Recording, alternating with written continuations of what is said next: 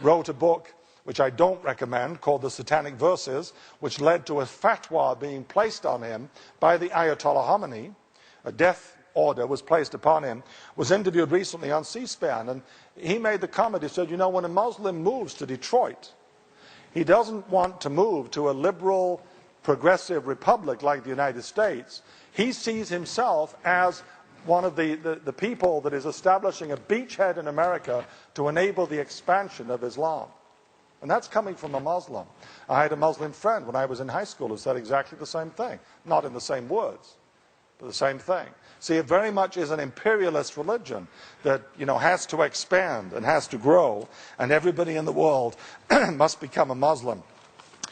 In Iran, which is Shia Islam, the president of Iran today is what's known as a Twelver. He believes in the return of the 12th Imam of Islam, who disappeared in 860-something when he was age 5, and they are expecting him to come back in the next 2 or 3 years. Now, some of these Twelvers believe that when he returns, the whole world must become Islamic. Some believe the whole world must become Islamic before he returns. And they do believe that they must provoke trouble in the world and a clash between the Islamic world and the infidels, which is basically the West, which is led by the United States. You know, they believe that this clash must come, and you know, that is part of, you know, what is behind their drive to have nuclear weapons and you know, confront the West in every respect. Look at Daniel chapter 11. Daniel chapter 11. For those who were here this morning, we looked at this earlier, but we look at it again in this particular context. Daniel chapter 11 is a prophecy regarding the king of the north and the king of the south. A great deal of this prophecy was fulfilled in the 4th, 3rd, and 2nd centuries BC, when there were two nations. One was north of Judah. It was the Seleucid dynasty. Seleucus was one of Alexander the Great's generals. And the other one, the king of the south, was in Egypt, the Ptolemaic dynasty, Ptolemy being one of the other generals of Alexander. And these two empires often clashed, and when they did, the Jews were caught in the middle. And then suddenly the prophecy ends in 164 BC, and it jumps right down to the time of the end in verse 40. It says, at the time of the end, the king of the south shall attack him, and the king of the north shall come against him, like a whirlwind with chariots, horsemen, and with many ships. And he shall enter the countries, overwhelm them, and pass through. Now, why would it jump from the 2nd century BC right up until the time of the end? And the reason is very simple. There has been no Jewish nation in the Middle East in that period of time. The Jewish nation was reestablished in 1948. So again, the Jewish presence in the Middle East became of biblical significance and of prophetic significance. And of course, as soon as the Jewish nation was established, immediately on their day of independence, 5 nations around them tried to destroy them. There were only 500,000 Jews when the nation was established in May of 1948. And all these Arab armies came upon them to try to destroy them. And they failed. And the existence of the Jewish nation put the whole region in turmoil, and it's a turmoil that has not ended even today. It led to all the different leaders in the Middle East being overthrown. The kings were overthrown, replaced by Arab nationalists who promised the people that they would destroy the Jewish state, and they failed. So now the people are turning away from the Arab nationalists to Islamic fundamentalism. They were also disillusioned with the nationalist leaders because they became very corrupt, far more corrupt than the kings were before then.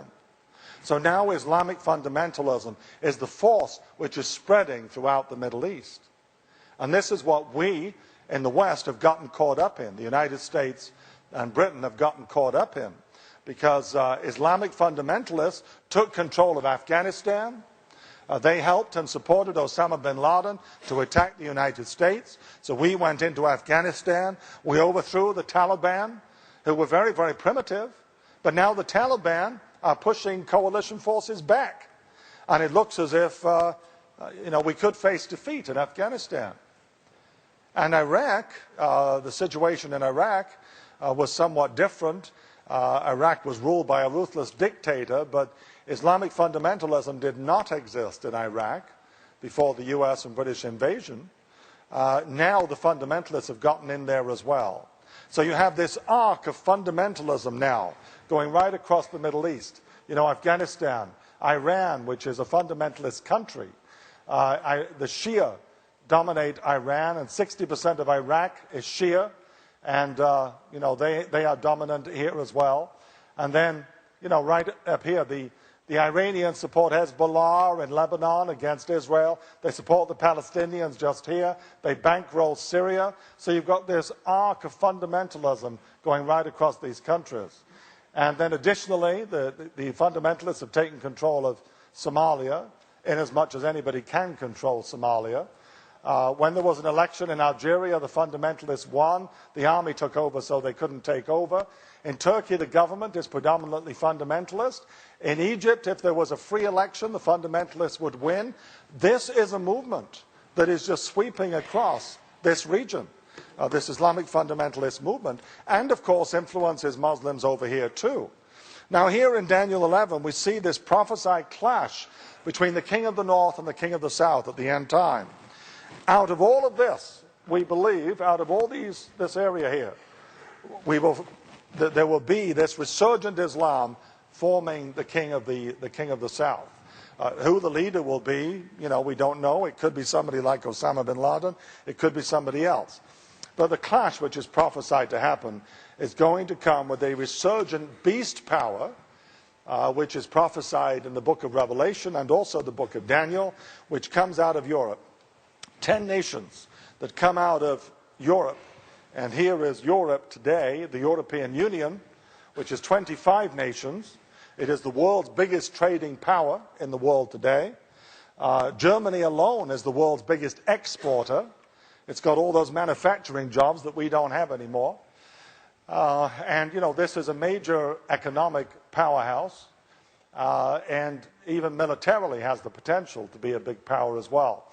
But, you know, this is the clash of civilizations which, you know, we're building up to at this particular end time. So again, the Islamic world and the European world, remember throughout history, the clashes have been between Islam and Europe. Europe having been dominated throughout history by the Catholic Church. And just last month, or was it 6 weeks ago, maybe 2 months ago, the Pope gave in his lecture, made a comment about a Byzantine emperor in the 1300s who had made a negative comment about the violence of Islam. And as if to prove the Pope right, you know, the Islamic world got very violent and there were lots of demonstrations and people killed.